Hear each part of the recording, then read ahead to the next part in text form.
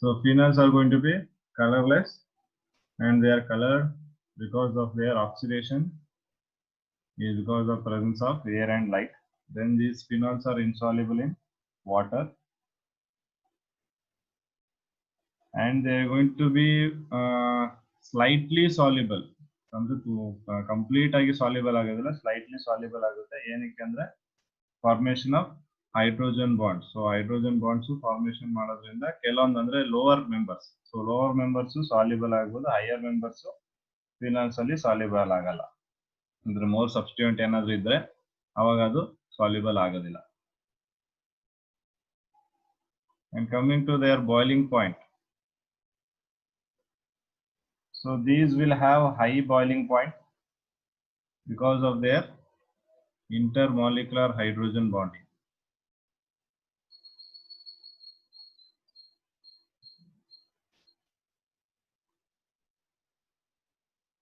Boiling point will be high.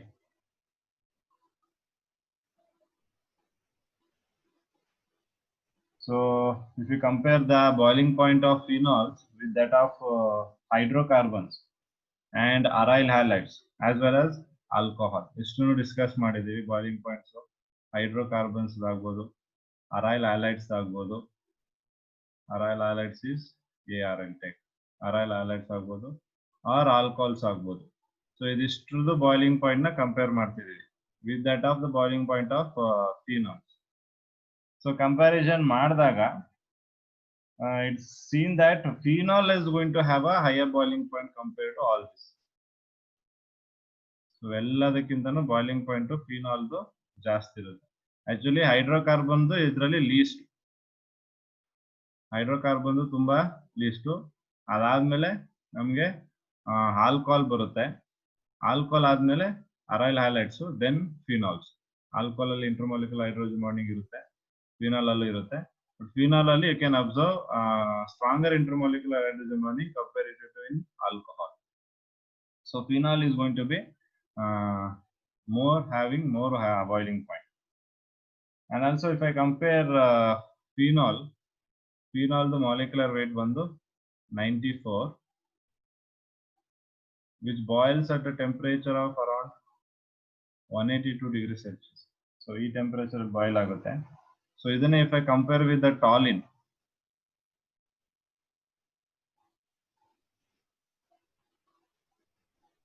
so this is toluene. Okay, so toluene ಜೊತೆ compare ಮಾಡಿದ್ರೆ is an aromatic compound. So toluene ಜೊತೆ compare ಮಾಡಿದ್ರೆ toluene molecular weight ಬಂದು 92 ಇರುತ್ತೆ, the molecular weight of toluene. But this toluene boils at a temperature of 110 degrees Celsius. Okay, so there you can observe the differences between the boiling point of phenol and that of aromatic compounds. So ಅಲ್ಲಿಗೆ ನಮಗೆ phenol boiling point ಜಾಸ್ತಿ ಇರುತ್ತೆ. Reason ಏನಂದ್ರೆ inter molecular hydrogen bond.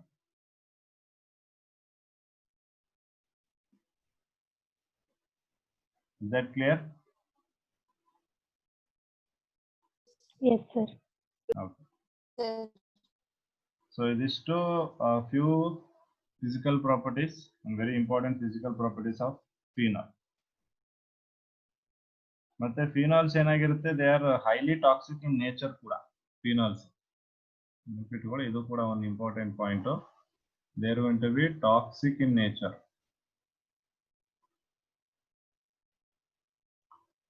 Phenols are going to be toxic in nature, and they also have antiseptic property.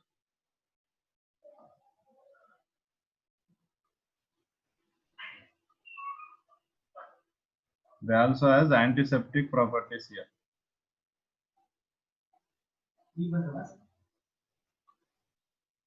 They are toxic in nature as well as they are going to be having antiseptic property. So ಅಂದ್ರೆ ಏನಾದ್ರು wounds ಆದ್ರೆ skin ಅಲ್ಲಿ, so ಅಲ್ಲಿಗೆ ನಾವು ಇದನ್ನ as an antiseptic ಆಗಿ use ಮಾಡಬಹುದು. So ಗಾಯಗಳು ಯಾವ್ದಾದ್ರು ಇದ್ರೆ ಅದು ಸೆಪ್ಟಿಕ್ ಆಗದಿರಂಗೆ ಕಂಟ್ರೋಲ್ ಮಾಡೋದಕ್ಕೆ ಫಿನಾಲ್ಸ್ ನ ಯೂಸ್ ಮಾಡಬಹುದು. So it has some medicinal importance. So this is all about the physical properties of phenols.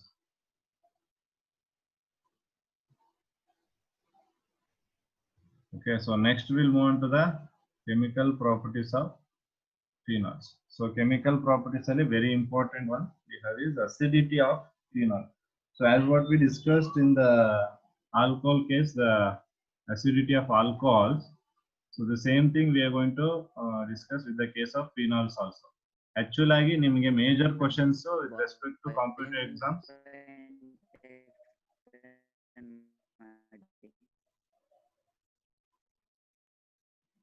I didn't get you.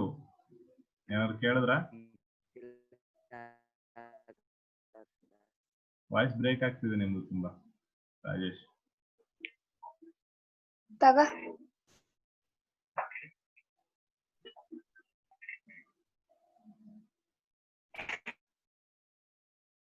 Okay, so acidity of phenol ಅಲ್ಲಿ, ಸೊ ಇಲ್ಲಿ ನೀವು ಫಸ್ಟ್ ಪಾಯಿಂಟ್ ನೋಡಿದ್ರೆ as well ಏನು ನಾವು ಅಲ್ಲಿ ಕೂಡ alcohols ಅಲ್ಲಿ metal ಜೊತೆ ರಿಯಾಕ್ಟ್ ಮಾಡಿದ್ವಿ. ಸೊ ಅದೇ ರೀತಿ ಇಲ್ಲಿ ಕೂಡ the reaction of phenols with metal and sodium hydroxide indicates its acidic nature. So as a result ಏನು H2 ಗ್ಯಾಸ್ ಲಿಬರೇಟ್ ಆಗುತ್ತೆ ಮೆಟಲ್ ಜೊತೆ ರಿಯಾಕ್ಟ್ ಮಾಡಿದಾಗ. ಸೊ ಅದರಿಂದ ಅದು ಅಸಿಡಿಕ್ ನೇಚರ್ ಇಂಡಿಕೇಟ್ ಮಾಡುತ್ತೆ. And the hydroxyl group, the OH group ಏನು phenol ಅಲ್ಲಿ benzene ಗೆ ಡೈರೆಕ್ಟ್ ಆಗಿ ಅಟ್ಯಾಚ್ ಆಗಿರುತ್ತೆ, ಆ carbon atom sp2 hybridized. Okay, which acts as an electron withdrawing.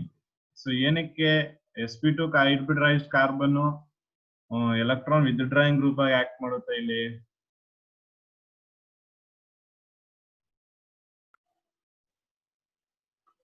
So ಏನ್ ಸೆಕೆಂಡ್ ಎಲೆಕ್ಟ್ರೋನೆಗೆಟಿವಿಟಿ ಜಾಸ್ತಿ ಇರುತ್ತೆ. ಎಕ್ಸಾಕ್ಟ್ಲಿ. ಸೊ ಇಲ್ಲಿ OH ಇದೆ ಅಂದ್ರೆ, ಸೊ ಇಲ್ಲಿರೋ ಕಾರ್ಬನ್ ಏನಾಗಿರ್ತದೆ sp2 ಹೈಬ್ರಿಡೈಸ್ ಆಗಿರ್ತದೆ. ಸೊ ಇದು ಎಲೆಕ್ಟ್ರಾನ್ ವಿತ್ಡ್ರಾಯಿಂಗ್ ಗ್ರೂಪ್ ಆಗಿ ಆಕ್ಟ್ ಮಾಡುತ್ತೆ EWG. ಸೊ EWG ಇದೆ ಅಂದ್ರೆ because this carbon is more electronegative ಅಂತ. ಇಲ್ಲಿ ಇರುವಂತ sp2 hybridised carbon more electronegative ಯಾವ್ದಕ್ಕಿಂತ ಆಕ್ಸಿಜನ್ ಗಿಂತ. ಸೊ ಅದು ಫುಲ್ ಮಾಡುತ್ತೆ ಎಲೆಕ್ಟ್ರಾನ್ಸ್ ನ ಅಂತ.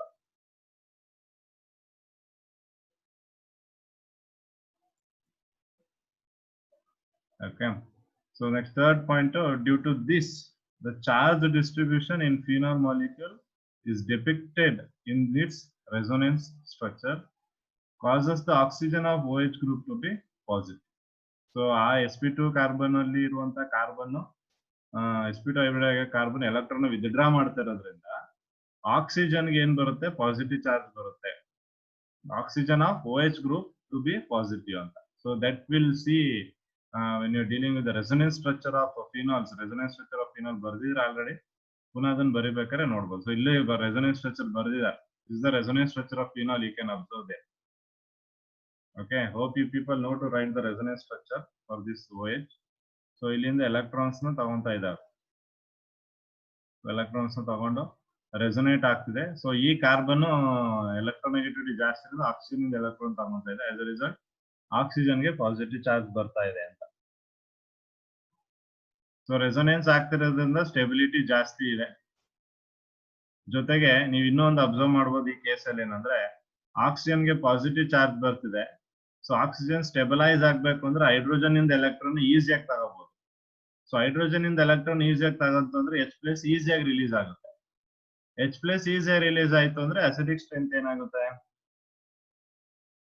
ಮೋರ್ ಇನ್ಕ್ರೀಸ್ ಜಾಸ್ತಿ ಆಗುತ್ತೆ. ಹೌದು. More.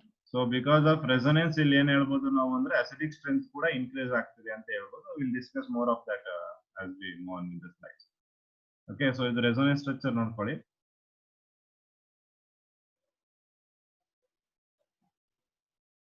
Okay, so before going to that, we'll discuss some of the important.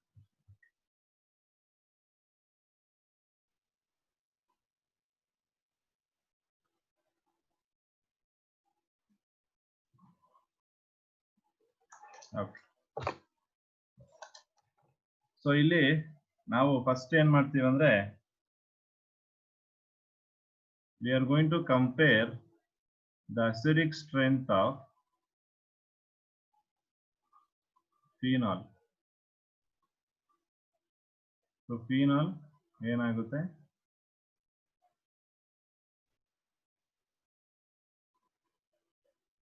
it takes the electron from the oxygen, sorry hydrogen. So hydrogen ಇಂದ ಎಲೆಕ್ಟ್ರಾನ್ ತಗೊಳುತ್ತೆ. So so as A result oxygen gets negative charge, ಜೊತೆಗೆ ಇಲ್ಲಿ ಏನಾಗುತ್ತೆ ನಮಗೆ ಒಂದು H+ release ಆಗುತ್ತೆ. H+ release ಆಗ್ತಿರೋದು ಏನು ತೋರಿಸುತ್ತೆ, ಫಿನಾಲ್ ಇಸ್ ಅಸಿಡಿಕ್ ಅನ್ನೋದನ್ನ ನಮ್ಗೆ ಇಲ್ಲಿ ತೋರಿಸುತ್ತೆ. Okay, so we have already seen the resonating structure of phenol. Phenol resonating structure ನೋಡಿದೀವಿ. ಸೊ ಟೋಟಲ್ ಎಷ್ಟು ರೆಸೊನೇಟಿಂಗ್ ಸ್ಟ್ರಕ್ಚರ್ ಅಬ್ಸರ್ವ್ ಮಾಡಿದ್ವಿ ನಾವು ಫಿನಾಲ್ ಅಲ್ಲಿ? 5. Five. So 5 resonating structure. This is also very important. I'll tell you why. So number of resonance structure ಜಾಸ್ತಿ ಇದೆ ಅಂದ್ರೆ stability ಏನರ್ಥ? ಜಾಸ್ತಿ ಇದೆ ಅಂತ. ಸ್ಟೆಬಿಲಿಟಿ ಜಾಸ್ತಿ ಅಂತ. ರೆಸೊನೇಟಿಂಗ್ ಸ್ಟ್ರಕ್ಚರ್ ನೀವು ಎಷ್ಟು ಬರೀತೀರಾ ಅಷ್ಟು ಸ್ಟೆಬಿಲಿಟಿ ಜಾಸ್ತಿ ಅಂತ. ಓಕೆ, ಸೊ ಅದೇ ರೀತಿ ಈ OH ಗೆ ಫಿನಾಲ್ ಗೆ 5 resonating structure ಇದೆ. We'll see how many resonance structure we have for phenoxide ion. Don't have that resonance structure. I'll write that one. So ನೀವು ನನ್ನ ಜೊತೆ ಫಿನಾಕ್ಸೈಡ್ ಅಯಾನ್ ಇದೆಯಲ್ಲ, ಈ ಫಿನಾಕ್ಸೈಡ್ ಅಯಾನ್ ಗೆ ರೆಸೊನೇಟಿಂಗ್ ಸ್ಟ್ರಕ್ಚರ್ ನ ಬರೀರಿ. Try writing resonating structure for phenoxide ion. So ಇಲ್ಲ ಏನಾಗುತ್ತೆ, negative electron shifts here, this one will shift to this position. So first resonating structure what will observe? So oxygen ಗೆ double bond ಬರುತ್ತೆ, ಇಲ್ಲಿಗೆ negative charge. So this is the first resonating structure. Next ಈ bond ಇಲ್ಲಿ shift ಆಗಿ this will shift here.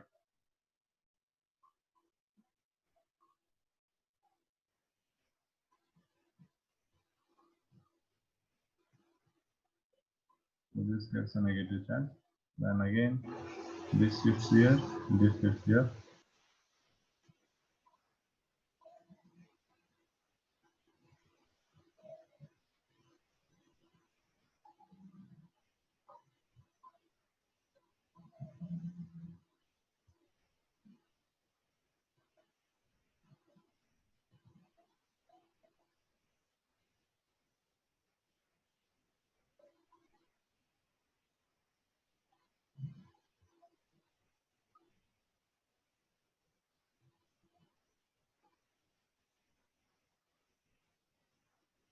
Okay, so ಇಲ್ಲಿ ಎಷ್ಟು resonance structure observe ಮಾಡಬಹುದು ನಾವು? 5. Totally 5 resonance structure. So both in the case of phenol ಮತ್ತೆ in the case of phenoxide ion, ನೋಡಿ ಇದು phenoxide ion. Phenoxide ion. So ಅಲ್ಲೂ ಕೂಡ ನಾವು ಆಲ್ಕಾಕ್ಸೈಡ್ ಅಯಾನ್ ಅಂತ ಡಿಸ್ಕಸ್ ಮಾಡಿದ್ವಿ ಆಲ್ಕೋಹಾಲ್ ಅಲ್ಲಿ.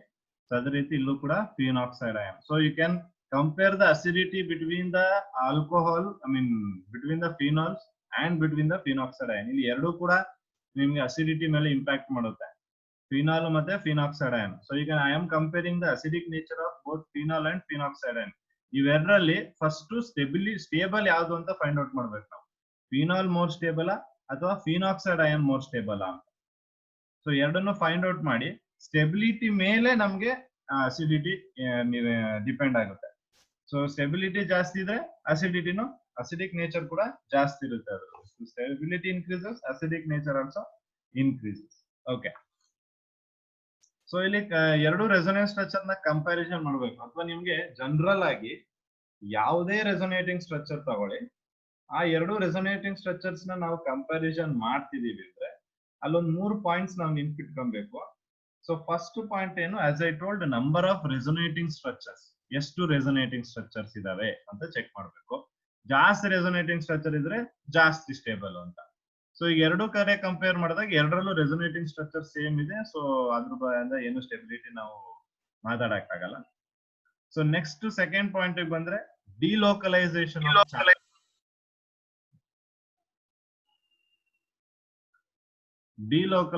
ಆಫ್ ಚಾರ್ಜ್ ಅಂತ ಇದೆ.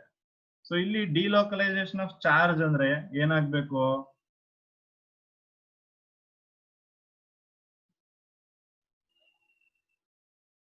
ಏನಾಗುತ್ತೆ ಡಿಲೋಕಲೈಸೇಷನ್ ಆಫ್ ಚಾರ್ಜ್ ಅಂದಾಗ?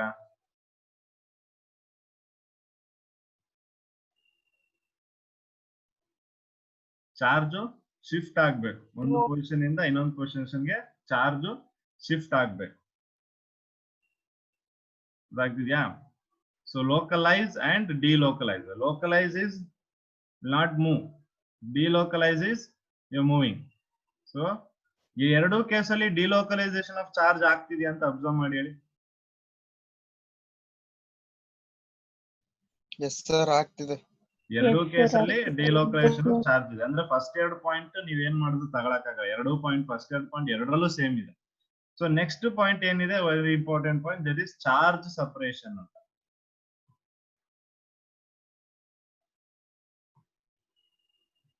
Charge separation.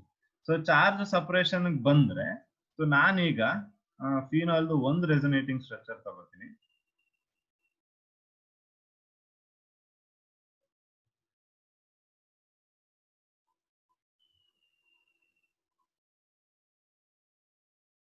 ಓಕೆ, ಸೊ ಇದು ಒಂದು ರೆಸೊನೇಟಿಂಗ್ ಸ್ಟ್ರಕ್ಚರ್. ಮತ್ತೆ ಈ ರೆಸೊನೇಟಿಂಗ್ ಸ್ಟ್ರಕ್ಚರ್ ಮಧ್ಯೆ ಕಂಪ್ಯಾರಿಸನ್ ಮಾಡಿ ಇವೆರಡು ರೆಸೊನೇಟಿಂಗ್ ಸ್ಟ್ರಕ್ಚರ್. ಏನ್ ಡಿಫರೆನ್ಸ್ ನೀವು ಅಬ್ಸರ್ವ್ ಮಾಡಬಹುದು ಎರಡೂ ರೆಸೊನೇಟಿಂಗ್ ಸ್ಟ್ರಕ್ಚರ್ಸ್ ಅಲ್ಲಿ?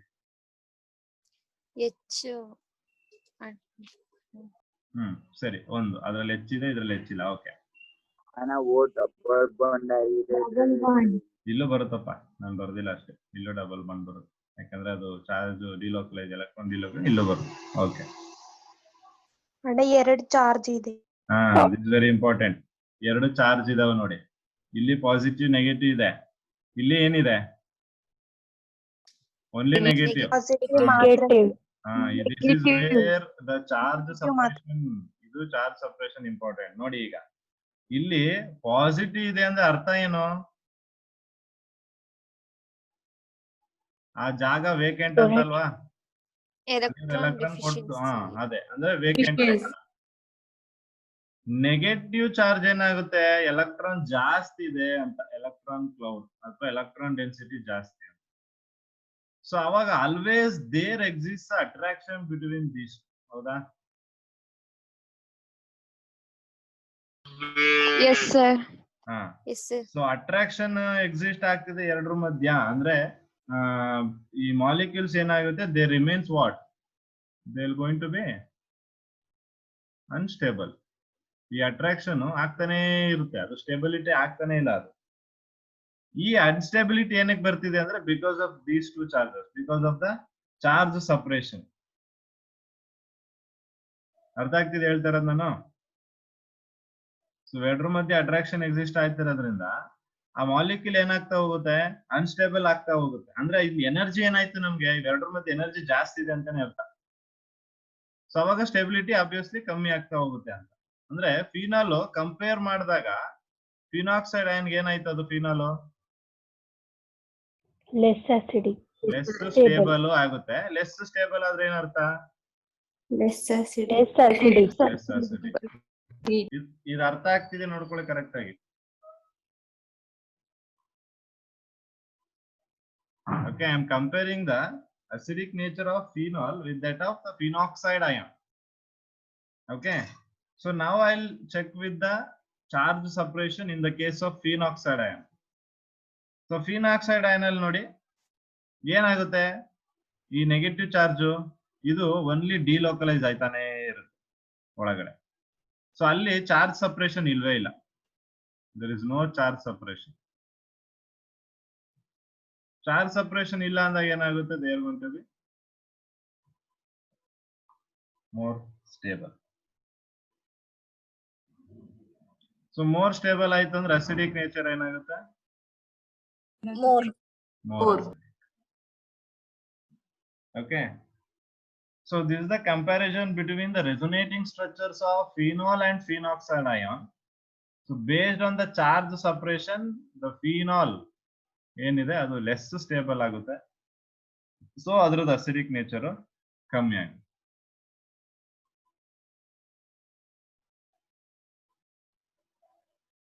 ಕ್ಲಿಯರ್ ಆಗಿದೆಯಾ?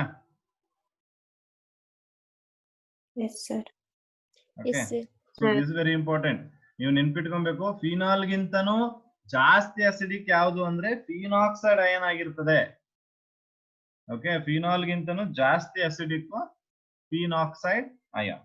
ಓಕೆ, ಸೊ ಇಷ್ಟು ಕ್ಲಾರಿಟಿ ಸಿಕ್ಕ ಮೇಲೆ so next will compare the stability of alkoxide ion with that of phenoxide ion. ಈಗ ಆಲ್ಕಾಕ್ಸೈಡ್ ಅಯಾನ್ ಯಾವುದು? ಸೊ ಈ ಬಾಕ್ಸ್ ಅಲ್ಲಿ ಬರೀತೀನಿ ನೋಡಿ ಈ ಕಡೆ. Alkoxide ion is, I can take this as C2H5O minus. So ಇದು alkoxide ion. Phenoxide ion ನಿಮ್ಗೆ ಇಲ್ಲೇ ಇದೆ. ಈಗ ನಾನು ಏನು ಹೇಳೋದೇ ಬೇಕಾಗಿಲ್ಲ, ನೀವು ಎರಡು ನೋಡ್ಬಿಟ್ರೆ ಸ್ಟೆಬಿಲಿಟಿ ಯಾವ್ದಕ್ಕೆ ಜಾಸ್ತಿ ಅಂತ ನೀವು ಹೇಳ್ತೀವಿ. ಯಾವ್ದಕ್ಕೆ ಸ್ಟೆಬಿಲಿಟಿ ಜಾಸ್ತಿ? Phenoxide ion. ಏನಕ್ಕೆ?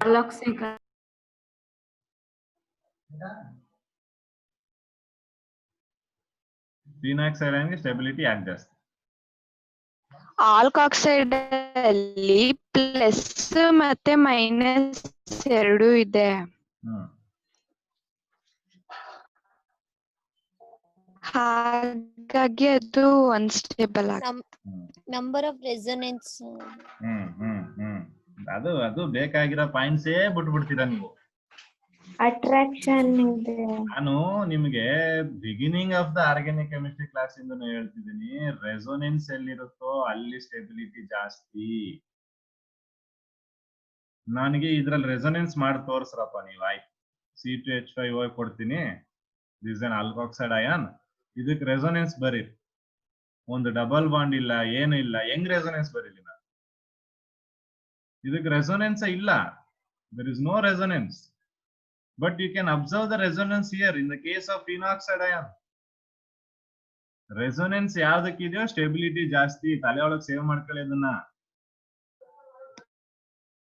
ಸೊ ಫಿನಾಕ್ಸೈಡ್ ಅಯಾನ್ ಆಗ್ಲಿ ಫಿನಾಲ್ ಆಗ್ಲಿ ಎರಡನ್ನೂ ನೀವು ಕಂಪೇರ್ ಮಾಡಿ, ಎರಡರಲ್ಲೂ ರೆಸೊನೇಟಿಂಗ್ ಸ್ಟ್ರಕ್ಚರ್ ಇದೆ. ಬಟ್ ಆಲ್ಕೋಹಾಲ್ ಆಗ್ಲಿ ಆಲ್ಕೋಆಕ್ಸೈಡ್ ಅಯಾನ್ ಎರಡರಲ್ಲೂ ರೆಸೊನೇಟಿಂಗ್ ಸ್ಟ್ರಕ್ಚರ್ ಇಲ್ಲ, ಸ್ಟೆಬಿಲಿಟಿ ಕಮ್ಮಿ. ಸೊ ಅಸಿಡಿಟಿನೂ ಕಮ್ಮಿ ಆಗ್ಬಿಡ್ತದೆ, acidic nature. Is that clear? Yes sir. So ಅದನ್ನ ನೆನ್ಪಿಟ್ಕೊಳ್ಳಿ. So because of the stability of ಅಥವಾ because of the resonance of phenoxide ion, the phenoxide ion going to be more stable or more acidic than compared to that of alkoxide ion. Same alcohol ಮತ್ತೆ phenol ನ compare ಮಾಡೋದು ಅದೇ. Okay, resonance ಬರ್ತಿದೆ ಅಂದ್ಮೇಲೆ ಅದಕ್ಕೆ ನೀವು preference ಕೊಡಬೇಕು based on the stability.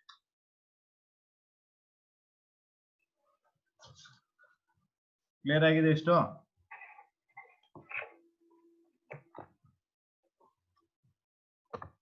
Clear ಆಗಿದ್ರೆ ನೆಕ್ಸ್ಟ್ ಒನ್. ಓಕೆ,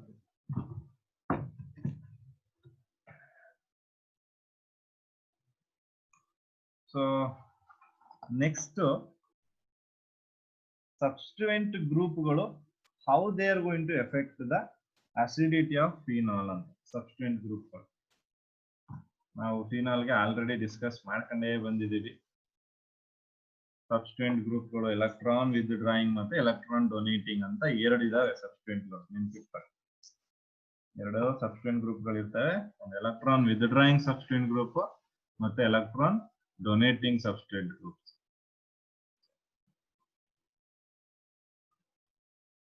ಸೊ ಇಲ್ಲಿ ರಿಯಾಕ್ಷನ್ ಅಲ್ಲಿ ಹೇಳಿದಾರೆ ನೋಡಿ. The reaction of phenol with aqueous sodium hydroxide indicates that phenols are stronger acid than alcohols and water.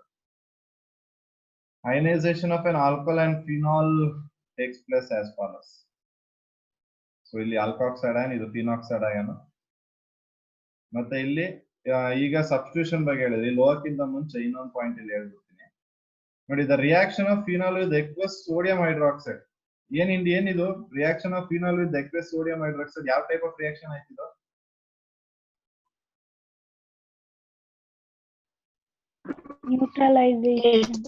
Neutralisation reaction. So ನಾವಲ್ಲಿ when we are discussing about alcohol ಅಲ್ಲಿ ನಾನು ಏನ್ ಹೇಳಿದ್ದೆ, ನೀವು ಆಲ್ಕೋಹಾಲ್ ನ ಏನು ಸೋಡಿಯಂ ಹೈಡ್ರಾಕ್ಸೈಡ್ ಜೊತೆ ರಿಯಾಕ್ಟ್ ಮಾಡಿದ್ರೆ ಸಾಲ್ಟ್ ವಾಟರ್ ಬರುತ್ತಾ?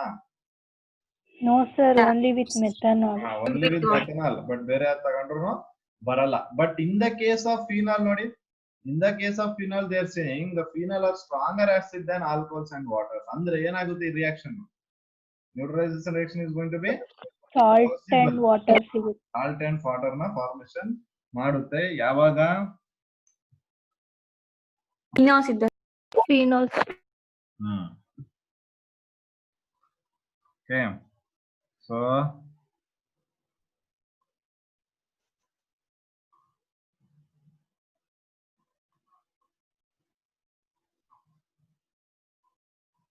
take phenol and then react that with the sodium hydroxide, you will get sodium phenate. Okay, this is a salt and water. So illagutte avaga adenu indicate madutte phenol more acidic than alcohol control.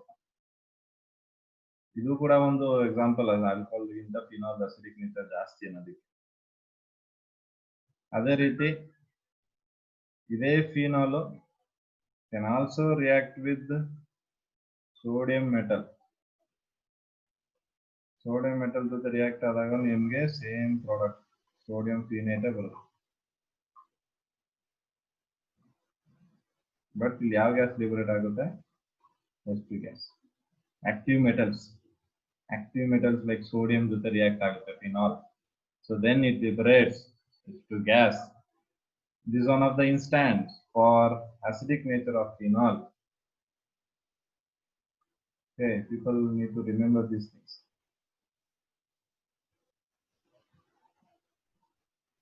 Okay. So we'll move on to this.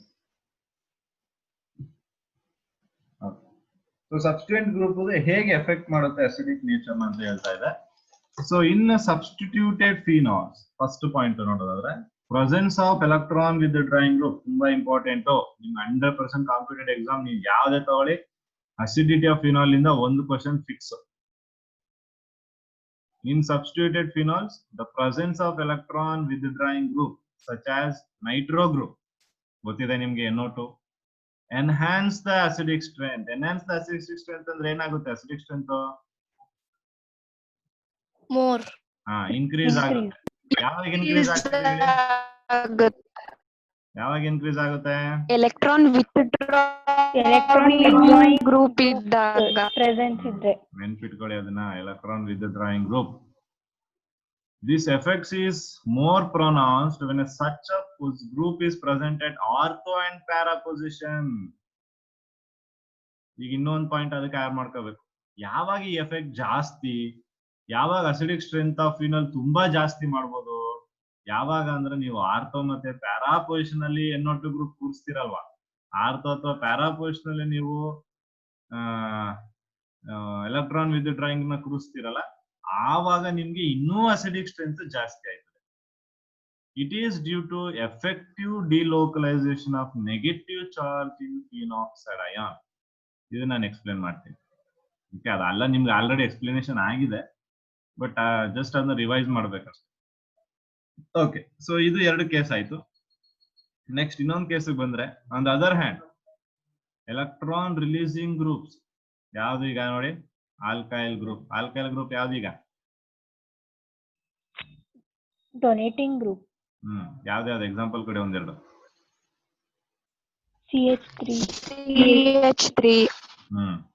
CH3 CH5 profile butyl ಎಲ್ಲ alkyl groups ಇದ್ರೆ do not favor the formation of phenoxide ion, resulting in decrease in acidic strength. ಅರ್ಥ ಆಗ್ತಿದೆ ಹೇಳಿದ್ದು? Alkyl group ಏನಾದ್ರೂ ಇತ್ತು ಅಂದ್ರೆ ನಮ್ಗೆ ಏನ್ ಫಾರ್ಮೇಶನ್ ಆಗಲ್ಲ, ಇಲ್ಲಿ ಫಿನಾಕ್ಸೈಡ್ ಅಯಾನ್ ಫಾರ್ಮೇಶನ್ ಆಗಲ್ಲ. ಸೊ ಅಸಿಡಿಕ್ ಸ್ಟ್ರೆಂತ್ ಏನಾಗುತ್ತೆ? ಡಿಕ್ರೀಸ್ ಆಗುತ್ತೆ. Yes. So cresols are example for less acidic than phenol. Phenol ಗಿಂತನೂ cresols less acidic. ನಿಮ್ಗೆ ಗೊತ್ತಿದೆ cresols ಸ್ಟ್ರಕ್ಚರ್ ಏನಾಗಿರುತ್ತದೆ? cresols ಗೆ CH3 ಮತ್ತೆ OH ಎರಡು ಇರುತ್ತೆ. ಫಿನಾಲ್ ಗೆ CH3 ಅಟ್ಯಾಚ್ ಆಗಿರುತ್ತೆ. ಹೌದು, ಫಿನಾಲ್ ಗೆ CH3 ಅಟ್ಯಾಚ್ ಆಗಿರುತ್ತೆ. ಅದನ್ನ ಕ್ರೆಸಾಲ್ಸ್. ಅದರಲ್ಲಿ ಆರ್ಥೋ ಪೊಸಿಷನ್ ಇದೆ ಆರ್ಥೋಕ್ರೆಸಾಲ್, ಮೆಟಾದಲ್ಲಿ ಇದ್ರೆ ಮೆಟಾಕ್ರೆಸಾಲ್, ಪ್ಯಾರಾದಲ್ಲಿ ಪ್ಯಾರಾಕ್ರೆಸಾಲ್ಸ್ ಅಂತ ಹೇಳ್ತಿದ್ದಾರೆ. ಸೊ ಇಲ್ಲಿ ಅವ್ರು ಏನ್ ಹೇಳ್ತಾರೆ? ಫಿನಾಲ್ ಗಿಂತಾನು ಅಸಿಡಿಕ್ ಸ್ಟ್ರೆಂತ್ ಯಾವ್ದ್ರದ್ದು ಕಮ್ಮಿ ಇದೆ ಅಂದ್ರೆ ಕ್ರೆಸಾಲ್ಸ್ ಕಮ್ಮಿ ಇದೆ ಅಂತ. So will see what all the reasons and why all these happens ಅಂತ ನೋಡೋಣ.